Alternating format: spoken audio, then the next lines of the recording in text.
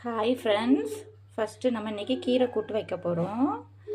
அதுக்கு ஃபஸ்ட்டு கடாய் காஞ்ச உடனே கொஞ்சோண்டு ஆயில் அப்ளை பண்ணணும்.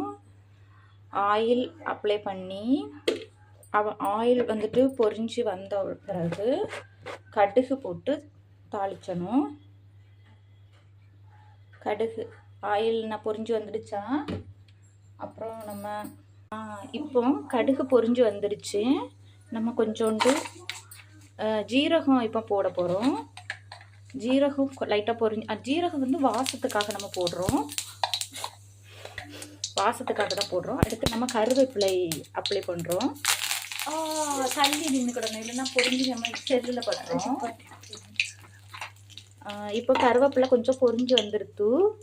அடுத்து நம்ம வெட்டி வச்சுருக்க உள்ளி அண்டு பச்சை மிளகாய் ஆட் பண்ணுறோம். ஆட் பண்ணிவிட்டு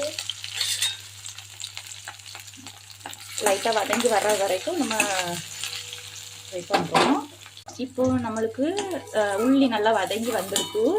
நம்ம இந்த நேரம் வெட்டி வச்சுருக்க கீரையை இப்போ நம்ம போடுறோம். எங்கள் வீட்டில் மேக்ஸிமம் வீக்லி 2 days கீரை சாப்பிடுவோம். ஏன்னு கேட்டிங்கன்னா, நான் மாசமாக இருக்குது, எனக்கு 8 மாதம் ஆச்சு. அதனால் கழுவி வச்சுருக்கோம் கீரை. மாசமாக இருக்கிறதுனால நாங்கள் மாதம் சாப்பிடுவோம். கீரை சாப்பிட்றது நல்லது இல்லை, குழந்தைக்கு நல்லா சத்து. இப்போ வந்துட்டு நம்ம வதக்கிக்கிட்டு இருக்கோம். இது நல்லா வதங்கு பட்டணும். அதுக்கப்புறகு நம்ம சால்ட் அப்ளை பண்ணணும். கொஞ்சம் நேரம் மூடி வச்சு நம்ம இதை வந்துட்டு அவிய விடணும். கீரை இப்போ நல்லா வதங்கிடுச்சு. நம்ம அது கூட கொஞ்சம் உப்பு ஆட் பண்ணிக்கலாம். ஏன்னா கொஞ்சம் நம்ம கீரை சாதங்கிறப்ப கொஞ்சம் உப்பு கொஞ்சம் ஹெவியாக எடுத்தால் தான் கீரை சாதம் கொஞ்சம் நல்லா டேஸ்டியாக வரும். பார்த்துக்கோங்க, கீரை வந்து சாப்பிட்றது உடம்புக்கு ரொம்ப ஹெல்த்தி. வீக்லி ஒன்ஸ் ஆகுது கீரை எடுங்க. ஓகே, இப்போ வந்துட்டு நம்ம தேங்காய் துருவி வச்சுருக்க தேங்காய் ஆட் பண்ணுறோம்.